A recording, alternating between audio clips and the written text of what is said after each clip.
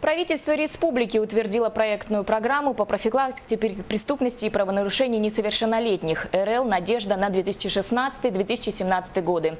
Она направлена на привлечение общественных организаций и муниципалитетов к профилактике правонарушений среди подростков. Из средств федерального бюджета на реализацию программы выделен 1 миллион 800 тысяч рублей. Софинансирование также планируется из республиканского и муниципальных бюджетов. По данным специалистов, количество преступлений среди несовершеннолетних возросло с 470 в прошлом году до 550 в этом. Основной вид преступлений, на которые идут подростки, это кражи имущества и грабежи.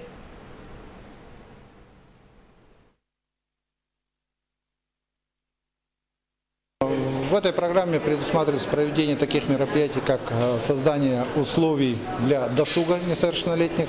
Первое. Второе – проведение различных лагерей с подростками, которые состоят на учете, социализация тех ребят, которые имеют вопрос, как говорится, конфликта с законом. Это те, кто осуждены и освобождены. С ними будут проводить работу психологи, соответствующие консультации.